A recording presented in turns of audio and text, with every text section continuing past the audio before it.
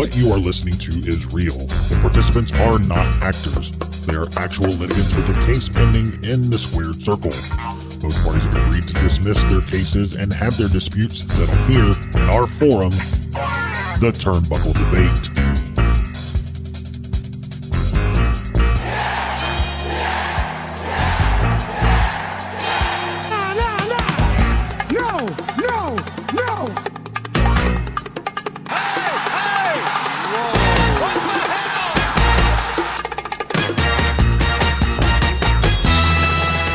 Hey everyone, welcome back to the Turnbuckle Debate. My name is Sneed. I'm Chad.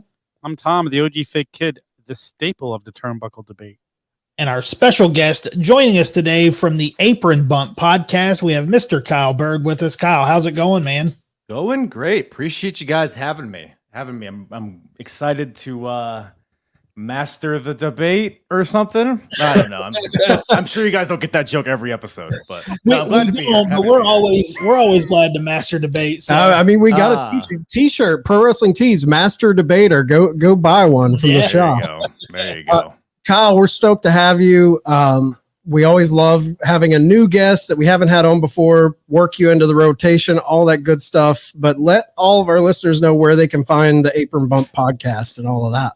Yes, sir. Well, the APRON Bump Podcast, you can find wherever you listen to podcasts, as well as YouTube. Cover a lot of retro wrestling on my podcast. I go back and chronologically live through several different timelines of wrestling from promotions all over the world, big and small, across 4 different decades. So if that's your cup of tea, check me out, apronbump.com for everything. It'll take you to wherever you want to go, or at APRON Bump on any of the social medias. We'll get you there. Twitter is where I'm most active, as I don't know who controls your Instagram, but I know they're having a tough time trying to fish me because I'm not on Instagram that much anymore. But yeah, find me on the X. Find me on the X or MySpace or, the usuals. Awesome. MySpace. Nice. All right. Flashback. That's what I want to know. What's that? I want to be in a top 8 friends.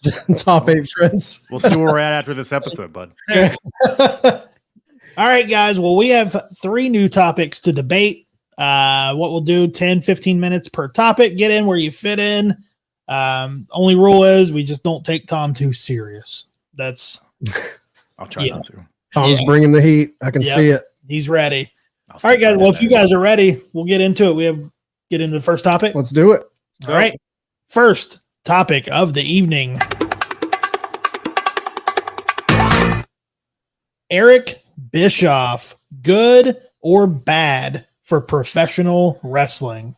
Now, just to set the stage of this, obviously we know everything he's accomplished, what he did prior to leaving the business, from his run as an executive in WCW to his Raw general manager work to his podcast.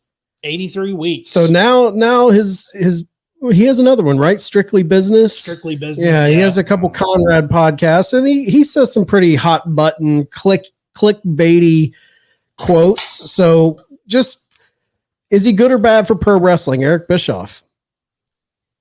I don't think he's as bad as some of the other people that feel like they're still trying to keep their 15 minutes of fame or even longer. If you talk about Cornette's a legend in the wrestling business, but I feel like he still grasps to hold on. Bischoff, I feel like he has more constructive criticism for the business he tries for. I don't feel like he's as bad as some of the other guys. I don't know. And I was never a Bischoff guy, but after reading his book and listening to him speak the last few years, I've kind of become a Bischoff fan more so now than ever before.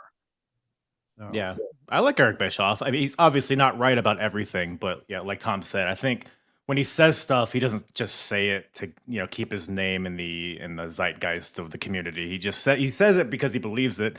He thinks he has constructive criticism. Sometimes he does, sometimes he doesn't, but it's always for that purpose. There's intent behind it. So I think it's always good to have different points of view. Like, you have a lot of people that are like praising everything AEW does and everything WWE does, and Eric Bischoff takes the approach because he knows what doesn't work. That's for sure. He's had a lot of failures in his career and a good amount of successes too. So, but he's learned a lot, and I think he has credibility in that realm. So I don't think, honestly, I don't think he has much of an effect today on pro wrestling, but I don't think he's bad for pro wrestling. Yeah, I don't think his takes are as bad as some of the guys that are out there. And to be honest with you, when I looked at this question, good or bad for professional wrestling, it's kind of tough for me because, and I would just say that I would lean more towards good, but I wouldn't say bad because I don't pay attention to anything that he says. So it has no effect on me what he says for me to watch product week to week and to hear his criticism. And even if, his criticism did come in, it wouldn't really matter to me. And I just don't think that he has as big of an impact on what he says as what some of the other clickbaity people do. Yeah, and one of the things I love about him too is he's so critical of the bad choices he's made in the past. He lives it up. He doesn't try and make excuses. He'll be like, "That was terrible." It was like he'll look back at it now and talk about what a bad idea things were back then. I love that in a guy that could come back and learn from what they did. For me, if I'm talking about for me, he's good for pro wrestling because he gave us, he was stewarding the ship of WCW when I loved WCW. I think he took over all control of WCW in 94, and then he was relieved of his duties in 99. So really, in the grand scheme of things, the guy had a pretty powerful 5-year run, like to affect the business in that way. But when it comes to the question itself, good or bad for pro wrestling, not me, pro wrestling as it stands today, I think he's bad for pro wrestling.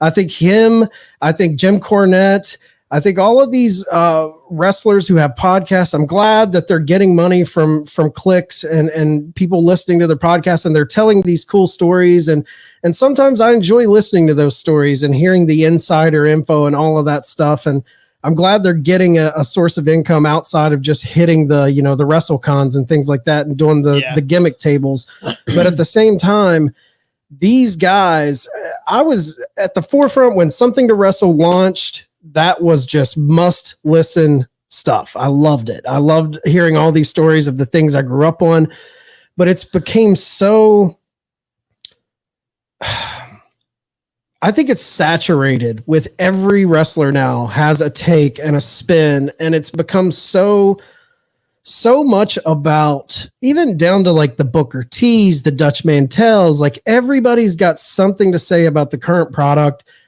And there's something to say about these, former wrestlers, like giving advice and tips. And I'm all for that. You should always lean on the past to look how, to honor tradition and to uphold those traditions.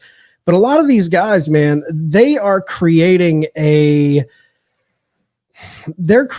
atmosphere with the IWC. Now, I know there's certain fans that don't sit on Twitter like Sneed and, IG, and you don't see this stuff and it doesn't affect you. But like when you see these posts, like they are adding to the tribalism and the fan bases going at each other by fueling this stuff. And Bischoff, to me, is at the forefront of that. Now, I do think he is fair in a lot of ways sometimes. Like his opinions will be fair, but he is biased. Ever since Tony Khan gave a critique about his WCW and Turner and AEW and all of this, I forget what the exact comment was. He has been sour on the company. He's took a hard line on them. He won't let them get away with anything. Yeah. And to the extent where Jim Cornette, he says probably out of anyone the wildest shit. Yeah. But with Cornette, it's almost like he's a caricature of himself. With Bischoff, he upholds like some level of like, there's credence to him because he has been an executive. But I do feel like he's a little bit out of touch with the way the current product is being presented through social media and things like that. That when he comes out and says that Jungle Boy isn't a star, they should cut him, this guy has no talent, like comments like that breeds dissent within the fan base, and I think that's bad for pro wrestling. Yeah, I think you're right, and I never really thought about it like that. But these guys who are coming on here and having these takes, when you have the Cornettes, Bischoffs, Russos, like all these people who are having these takes, they come from a very different time in the business, and for them to come in and have these takes on the business as it is today, I think that might be bad, and I think it does breed, a little dissension there. And yeah, Yeah, it's not even that like they shouldn't have an opinion. I'm good with people who are completely like, you can tell they're unbiased. Where I start having issues is when you can see the bias in their takes, where they're not being fair a lot of times, and they're really riding this opinion because they know, oh, when I drop a negative comment about fill in the blank, I get a lot of hits. And you see them lean into that more because it's bringing in money for them. And I have an issue with that when monetization and profit uphold how you truly feel about something. And that's why I think people like this, we're never going to get to a point where WWE fans and AEW fans are all just like, oh, we just all love pro wrestling, because you have so many people that those fans look up to as the leaders of the industry, the guys who've done it. And when they're talking shit, the fans are going to follow suit. Yeah. It's so true. And you know what? He's the one who taught us controversy creates cash. Yeah, and he's doing it. Yeah. He's living the code. Still doing it. He's still doing it to this day. So I don't know why. Like I said, I get so annoyed listening to Booker T and Cornette, and for some reason, I'm just being a hypocrite by saying, "Oh, Bischoff isn't bad," but he's the exact same thing when you look at it. Like any of these guys are. So, yeah, I think ultimately it's the tribalism among the internet wrestling community that is what's bad for wrestling. I think Eric Bischoff is more of a symptom than a cause of that, because you listen to Eric Bischoff, he's just reacting to the journalists, to the reports, to the rumors. He's just, I mean, like you said, he's joining in on the party of all the other wrestlers and everybody involved in the wrestling business giving their takes. See, I personally can't fault him for that. Like you said, everybody has an opinion. Ultimately, I think it's the responsibility of fans to kind of listen to, either not listen at all to these type of stuff, or to listen to varying points of view and kind of develop your own opinion rather than just parroting one particular podcast or wrestling personality or whatever you want to call them. So I still don't think I don't think him specifically is bad for wrestling, but I do think he's a part of a greater kind of culture in the wrestling community that is bad for wrestling. That's a good call. It's kind of like the chicken or the egg. What came first, the shitty tribalistic fan base, or the guys feeding off of that fan base? So yeah, you're right. I mean, these guys they're gaming the system. They know what's there. The market dictates what you do, and they're just kind of following suit. So that is a good point. You need one of these guys to come out and just be like, you know what, guys, enjoy what you enjoy. If you watch it and you enjoy it, it doesn't matter what anybody else says. Why do you care? Like I'm perfectly fine watching both AEW and WWE, enjoying both shows. And most people, they pick one side and they hate everything the other one does. Like and that's their last paycheck, and their bank account dries up. No more Blue Chew for them. Yeah. You know what's funny though? The wrestlers that are accepting of today, the wrestlers that are a little unbiased as far as where the industry is versus the past and all of that, all of those wrestlers work for these companies.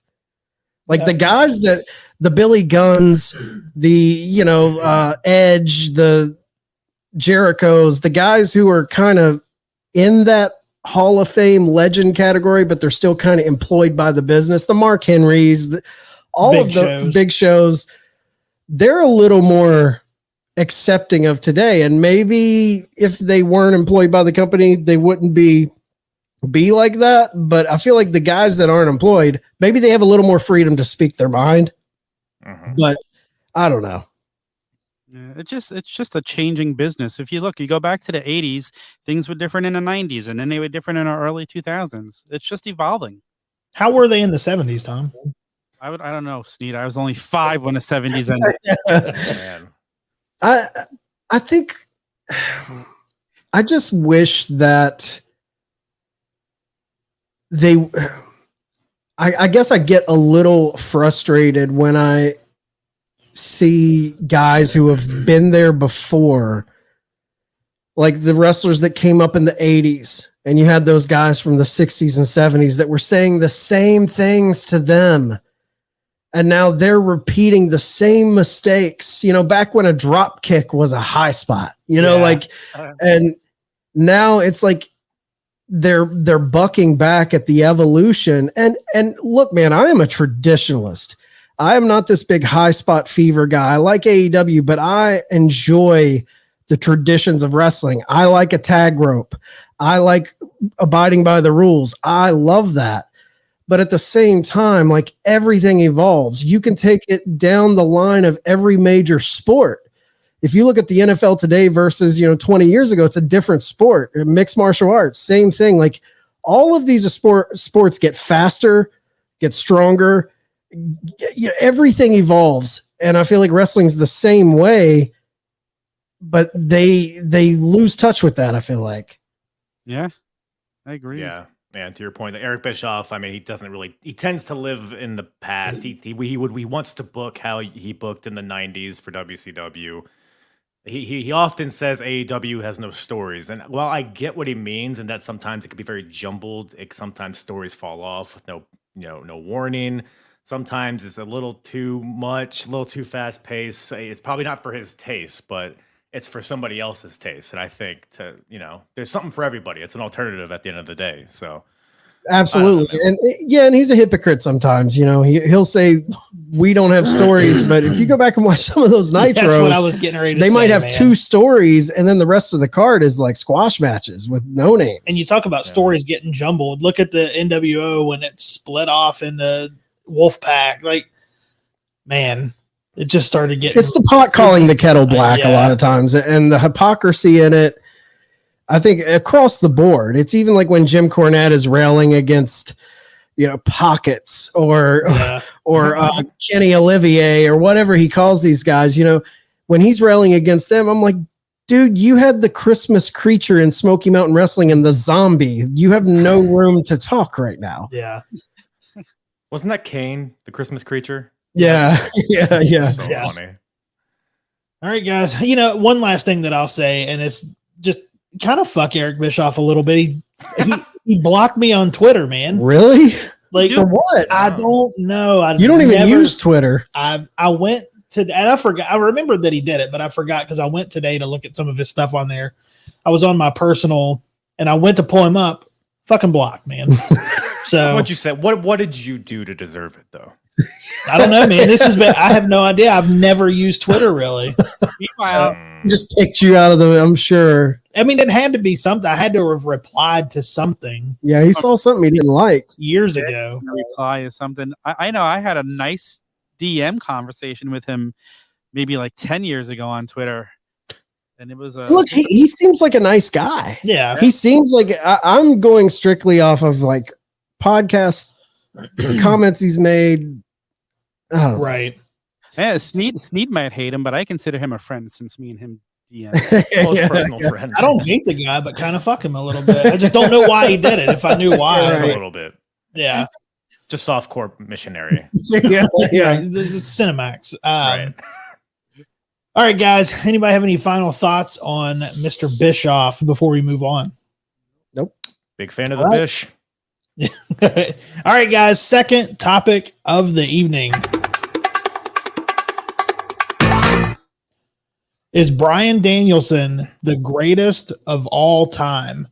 Now, Kyle, this was your topic, so I'll defer to you on this one to go first. Yeah, so this was just something, I don't know if I saw something on Twitter or whatever, but it made me think because he's been in this game for a long time, like over 25 years or something like that. And I cover a lot of old school Ring of Honor on my podcast, and I'm watching him from the very beginning and the quality of work he was putting forth in 2002. And then like all the way through the 2000s, and then all the stuff he did in WWE, the stuff he's doing in AEW, and that doesn't take into account, there's Japan stuff, Mexico. Like he just has such a wide breadth of like abilities. Like he's good in the ring, he's good on the mic, he can play face, heel, tag team, main eventer. Like he's done it all. I don't know if there's anybody that's been more consistently good for as long as he's been than Bryan Danielson. But I kind of wanted to pose that out to you guys and see what you thought. I mean, I could argue Jericho doing it longer than he has and staying at the top of the game. But I get what you're coming from because I absolutely love Danielson. Like you said, this guy can get a crowd going. They want to cheer for this guy. Even when he's a heel, you could see the fans want to cheer him. Is he the greatest of all time? He may be. I love him. I love what he does in the ring. I love his work. Like I said, I love when he's on a mic. Look, he made Team Hell no work. Like, there's nothing this guy can't do. It could be comedy. It could be anything. He's just so freaking good.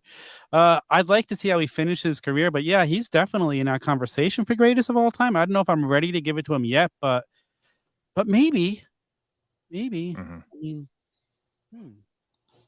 I'm not the biggest Jericho fan, so I'm not gonna hold you for that. But I don't know, Jericho. That's a whole thing. That could be its whole thing in itself. But all right, book that next topic the next time he's on.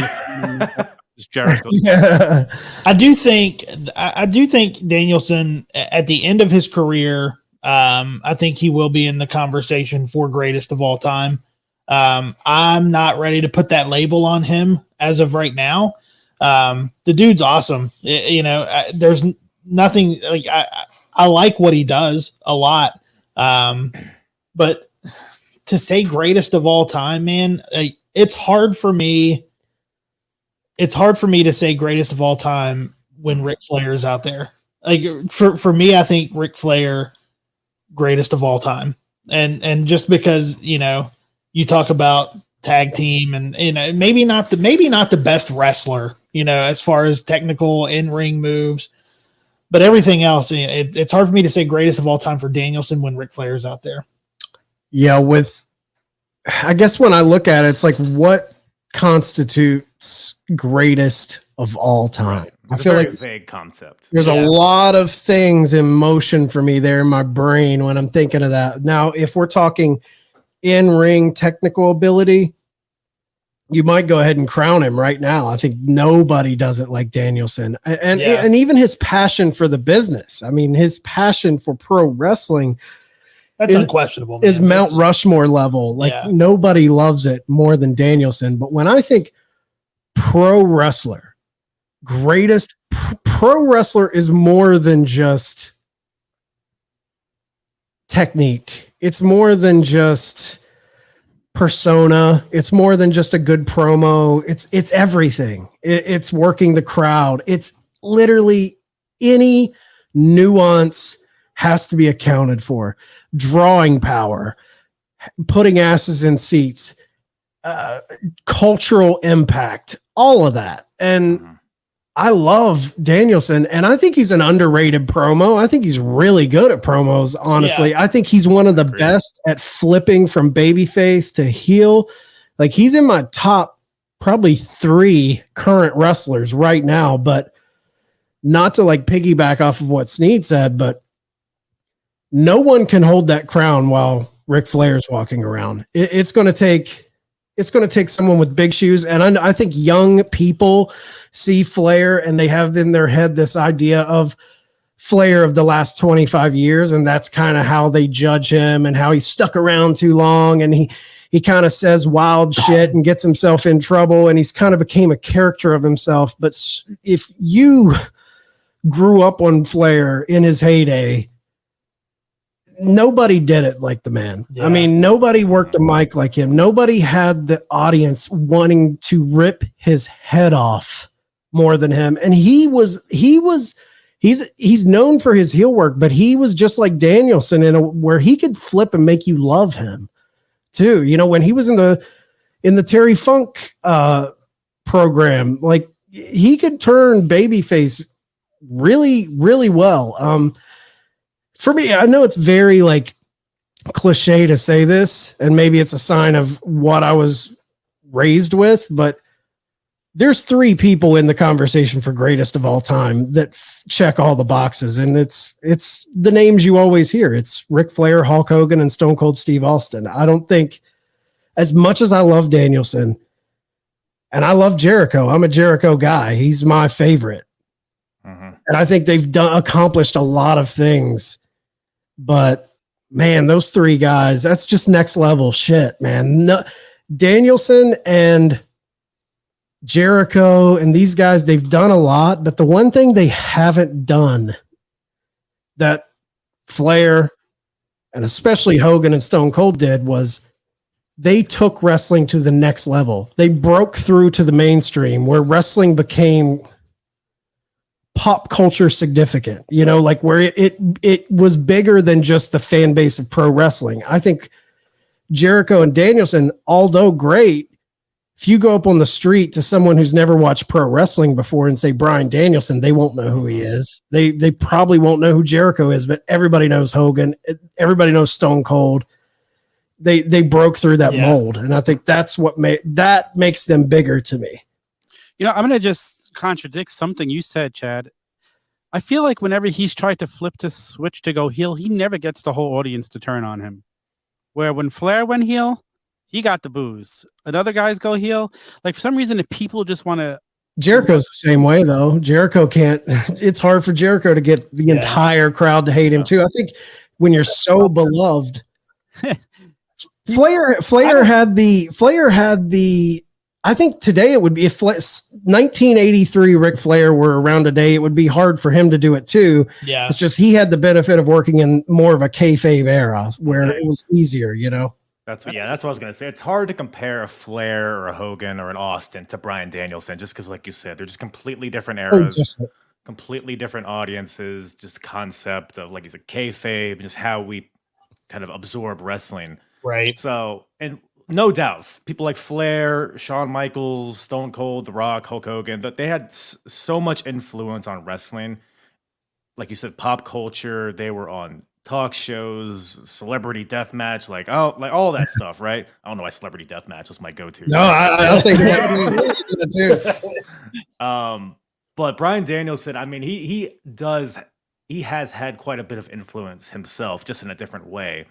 I mean, Meltzer's awards are what they are, but he has a whole award named the Bryan Danielson Award based on technical wrestling. Yep. And while that's not the benchmark of success, that is significant, and with the most prominent journalist out there having an award for him.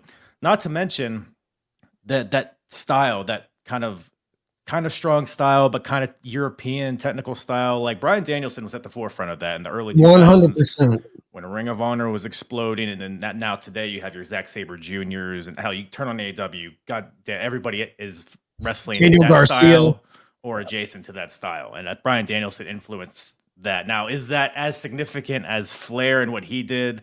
It's hard to say because, again, the kayfabe era, people want to tear his head off, but it's because they thought it was real. And now they understand it's not real, and we appreciate different things from wrestling than people did back then. So it is, I agree, it is tough to just say, Bryan Danielson's the greatest of all time. But my thought in this question is that it's just a matter of, are you looking at the forest or are you looking at the trees? Because when you look at all of the nuts and bolts of what Danielson is and what makes him a great pro wrestler, to me, I don't think there's a more complete wrestler than Bryan Danielson, because you can flip a switch from loving him to hating him. He can be a stone cold killer heel. He can be an underdog babyface, tag teams, all sorts of styles, technical, brawling. He main evented WrestleMania. He's done all the Ring of Honor stuff, the Japan stuff. His catalog of matches, his promos, like you said, I think is severely underrated. Not only is he a good promo, I think he's one of the best, especially as a babyface. It's hard to be a good babyface promo. I think Danielson's one of the best. Passion and believability. Yeah, 100%. So I don't know, just in ring, out of ring, kind of in what he did for the business. I think he's in the conversation. It is hard, though, to be fair, to say it's hard to say anybody's the greatest of all time. Right. It's like comparing Michael Jordan to Dr. J. LeBron. Yeah. No, I think if you go by eras too, if you do greatest of all time for that era, he's definitely in the conversation for the. Probably modern. I would say yes. Yeah. For modern wrestlers, because like you said, I didn't even think of that, but that's a good point. Like, what is more important to giving back to the business? Someone like a Hogan or a Ric Flair or a Stone Cold that elevates it to a mainstream pop culture level? Or is it someone like a Danielson that has really revolutionized the nuts and bolts of wrestling itself, the in-ring, the bell to bell?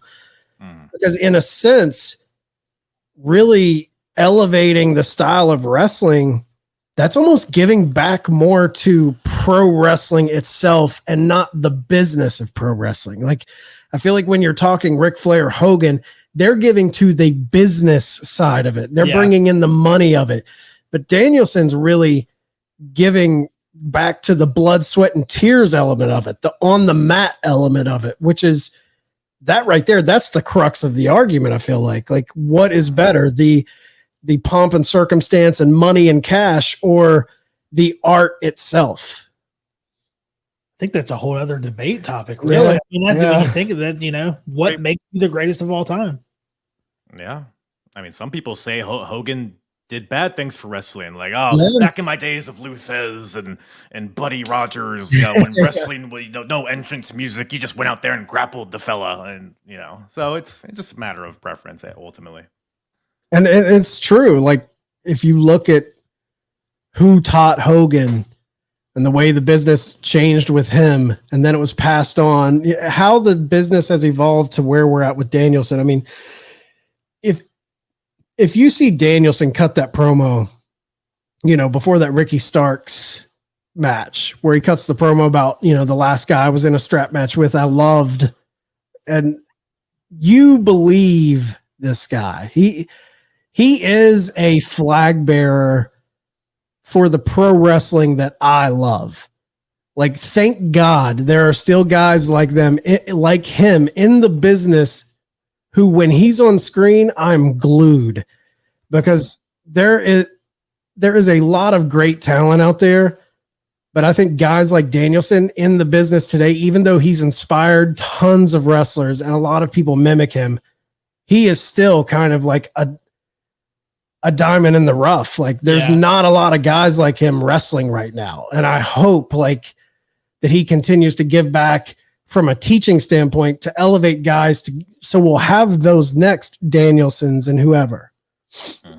Yeah, I think he did a great, one thing that makes me think that he did such a good job was the Hangman program that he did when he was wrestling the Dark Order in their hometowns. Yeah, putting those guys over. Yeah, like, that was so good, man. And Tom, I know you said it's hard for him to get the whole crowd to hate him. I mean, I think he did a pretty damn good job during that one. When you said that, I totally forgot about it, but you're right. He was pretty hated during that run. So. And that was a quick flip too, because when they did that program, I was thinking, how are they going to do this, babyface and babyface? Dude, I think the most underrated portion of his career, everyone talks about the Yes Movement. People are talking about the BCC, how violent he is now, his ROH run with, all of that. His most underrated run for me, and it was the planetary champion. That's where he was going. Yeah, dude, that was like, was that what it was called? The planet's champion. Planetary, I think, would make him the champion of the stars. Of space, yeah. When he had the hip belt, the eco belt from a naturally fallen oak. Yeah. Dude, his promos, the belt itself, that was such a good spin on bringing out a real side of his personality and cranking it up to 11 just to make him just insufferable. Yeah. I loved that run. That was really good. It's one you don't think about. Didn't he go to Shawn Michaels' school during that time when? Dude, he's trained with everybody. Regal. I think he was with Shawn for that's another thing about him, is he was a guy who really traveled to learn. He wanted to soak it all in. Crazy. Yeah. All right, guys. Anybody have any final thoughts on Danielson before we move on? One of the greatest ever. Yeah, hands for sure. down. He's my planet's champion. All right, guys. We'll move on to the final topic of the evening. Should Jungle Boy Jack Perry be fired from AEW? Kind of a little context for this. He had the incident with CM Punk at Wembley. We all know CM Punk ultimately got released due to that incident and things that followed from that. So Jack Perry right now is indefinitely suspended. Should he be fired? Yeah, there's a lot of people calling for his firing. I think Bischoff from topic number 1 was one of the people saying he should be fired. I think no, unequivocally no. No, absolutely not. Do I think he deserved a suspension? Yeah, he shouldn't have went out on TV and made that comment about the glass, especially in a country where you're not allowed to use real glass. Like, what are you thinking? But this is the first thing we heard about him having any type of issues in the back. Like, he deserves a suspension, but the guy's a star. Like, I don't care what people say. He's talented. We're seeing it with him as a heel. We're seeing a different side of him that I'm actually like, and I know a lot of people hate it, but I just think people are hating because other people say it. They don't like it. Guys, Yeah. he's so young. He's still developing. Like, no, he made one mistake. You don't deserve to be fired after one mistake. Come on. 100%. He didn't do anything. The first offense, do I think that I think he lit the match and threw it in the gasoline for this all to blow up, because he shouldn't have said that. And I think he should be suspended indefinitely for doing that comment. Like, what'd you expect, dude? You're poking the bear. You know something's going to happen. You know this is the biggest event AEW's ever put on. And for you to do that, I thought that was a very immature, like, he's stooping to Punk's level to do that, and he should pay for that. I hope he was fined monetarily for it too, and it's not just a suspension without pay. But cut him? No, man. You don't cut this kid. He's young. Is he this great star that brings butts to seats? No, but he's an AEW original. It's somebody they've been cultivating since the beginning of the company. The company's 4 years in.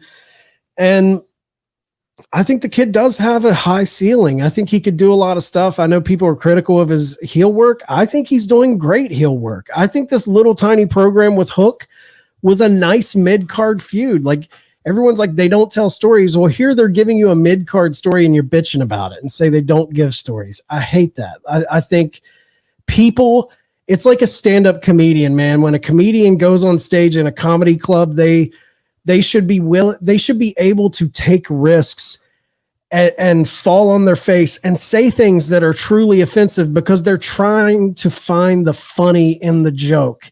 And sometimes offensive things and funny things come from the same place, and you have to be willing to take chances in a safe place.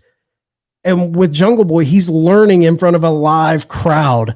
He's learning in front of people every week, and he should be able to go out on TV as a 23, 24, 25-year-old guy, somewhere around there, to go out there and go off the cuff with bullet points and cut promos when he's never been a heel, and he's walking the tightrope. I love watching that. I love watching guys sink or swim and grow. And I think he should be able to do that in the company that has faith in him, because if he is cut, man, I mean, Impact might scoop him up, but I don't see like a WWE grabbing this kid. I just don't think he should be fired for a disagreement or a squabble with a coworker. How often does that happen? Especially when the coworkers had tons of issues. Right. And then I think people have blown this up because Punk got fired, but you got to think Punk got fired for attacking Tony. Like, it stems from what Jungle Boy did, among other things that he's done. Right.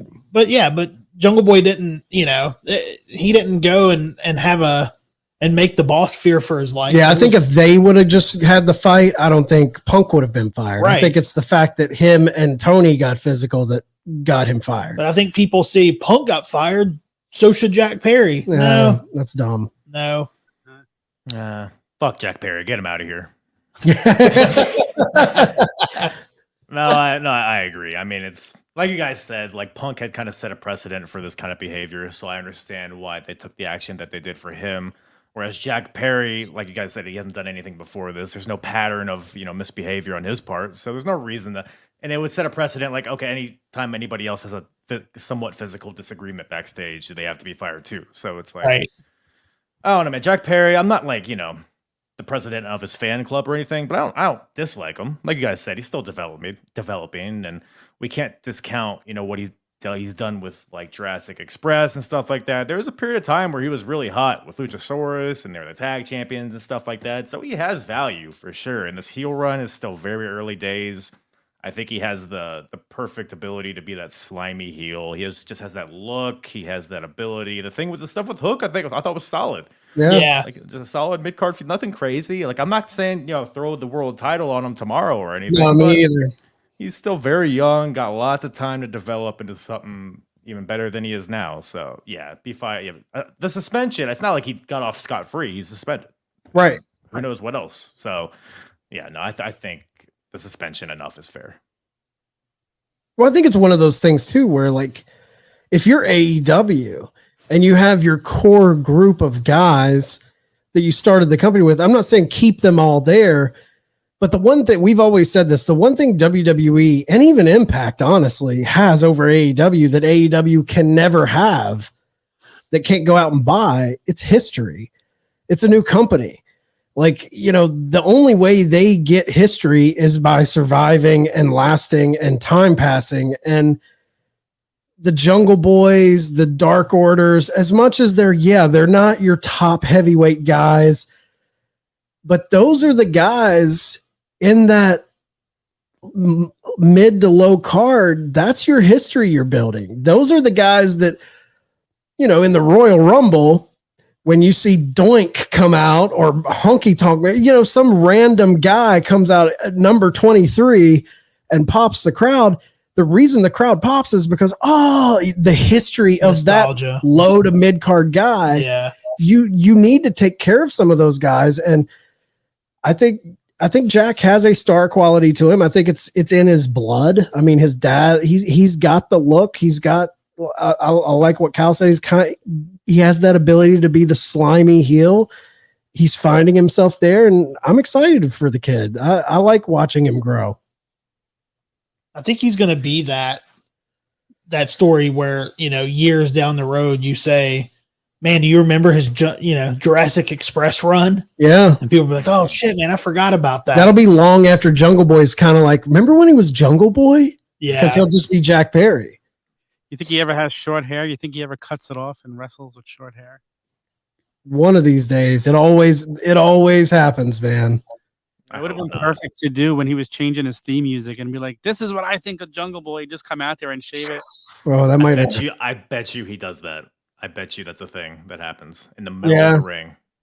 It could happen. I don't know if that guy, I don't know if he's ever had short hair, because all the, he had Even when he long was a hair when kid. he was a kid. Yeah. Just came out like that, huh? Pretty much. Yeah, it seems like that, because when you see with Luke Perry at ringside for all these things, he's what, 8 years old? You can't tell him apart from his sister in a lot of those old pictures. Pretty crazy. I would like to see him come out and shave the head, though, man. That'd be something. Yeah, that'd be awesome. Yeah, I think it's just such a defining characteristic of him, though. I feel like if he shaved his head, he would just kind of get lost in the shuffle a little bit. But he'd look like any old guy, I think. Yeah. Just remember, it grows back. What is it? Yeah, it grows back. So hair like that, it takes a long time, though. It doesn't always grow back. Tell us about it, Sneeze. It doesn't always. Sometimes you cut it and it just gets gone. thinner and thinner, man. Yeah. That's it. True. So one day you look. I feel up like and you have Jericho. barcode. If Jericho cuts his hair off, it's not coming back. Well, I think he's hanging on for dear life. I think he pays a lot of money for his hair. I think he does too. Yeah. Jericho has a pretty nice hairline on him. Yeah, he does. He does. Is it plugs though? Something's going on there. If he can afford plugs, then obviously he can. Good for him. If I had the money to do plugs, I'm not hating on it at all. No, I don't think you're hating on it. I think a bald man's over here spitting hate on a man with good hair. All right, yeah, probably. If I had the money for plugs, hell yeah, I would have them. Yep. All right, guys. Well, anybody have any final thoughts on Jungle Boy Jack Perry before we move on to our round robin? Nope. Right. I'm all good. Round robin time. Let's go. Round robin. After the finalized merger, will WWE cut any big talent? Now there's all these murmurings in the back. People are afraid for their jobs. There's going to be restructuring, from a company standpoint. Do you think there's already, I think the current WWE president just was announced by Nick Khan to be leaving the company at the end of the month. Do you think this is just going to be corporate business in-house firings, or do you think there will be talent released as well? I think if they're going to release talent, it's not going to be for a little while. I don't think Endeavor wants to get into a situation where, look, they came in and fired people right away, talent-wise. I think stuff in the back is going to change some and be reorganized and structured, and people let go and people taken over from Endeavor. But no, I think they have to leave the talent for at least 6 months so it doesn't look like they came in and did this. We hate the new company. Man, you're being really nice to these corporate greedy assholes who just all they care about is the almighty dollar, Tom. That is true. Absolutely, they're going to cut some talent. But big talent, though? I think they'll cut some lower tier talent, maybe some big presences like in the corporate kind of space. But I don't think. I'm with you, Kyle. Yeah. I don't think we'll see any big monumental names get cut. They might trim some of the lesser known talent that they'll cut somebody that we're like, holy shit, they were still employed by WWE. Yeah. Like they'll cut a few of those people maybe just to trim some of the fat, but anyone of relevance is not going to get cut. I mean, if you go by the way they handled Lacey Evans, it looks like they're going to start going the Tony Khan way of just letting contracts run out. Yeah. Oh yeah, that's what UFC does too. They rarely do fighter cuts. Yeah. They get their 3-fight deal out of you and they just don't renew your contract. And being honest, they gave Lacey Evans time after time to try and get her over, and they couldn't do anything with her. So if it was a couple of years ago, she probably would have been cut sooner. I think that was on booking, man. That girl was over. When she first came to the roster, she was over. I don't know why they shifted her from her original gimmick. I thought that was gold. Exactly. Her original gimmick, the Southern sassy heel, like when she came up like that, was she like a fan favorite? No, but that character was working and they flip-flopped her so much. I think that whole thing stopped when she got pregnant. She was supposed to start that whole angle with Flair and Charlotte. And yeah, I mean, the lead up to that was awful. Like Flair knocked her up or something. Like, what? I hope they continue that someday. I hope they revisit that. A lot of money left on the table. By the way, this picture of Vince that you have up here, I can't look at it and not laugh. Like, I was getting ready to say, anybody listening to the audio version of this, you have to go look at this fucking ridiculous picture. Dude, he's Gomez from Addams Family now. It looks AI generated.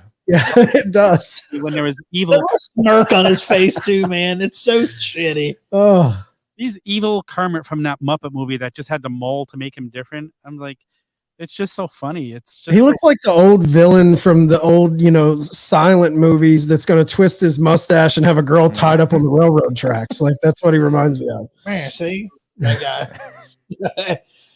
Any names before we get out of here? Any names of potential? Could there be any, if you had to pick one person, a big name that you think could be cut, gun to head, or not even cut, let go, contract runs out? Okay, I'll say Omos. Not physically big. Yeah, Tom. I'll say Drew McIntyre just because it seems like they've been at odds over the contract. Yeah. And he hasn't signed, and maybe it's more trouble than what it's worth, and they don't re-sign him. I think he'll re-sign. I think he'll stay there. But if I had to pick, maybe Drew. And actually they're talking about the LA Knight contract extension now, and they're supposedly far away on money. Yeah. That would hurt them now. I think they'll pay the man eventually. Yeah, I think so. Because he's locked up until 2025, I read. Like they were just trying to extend him now. Yeah.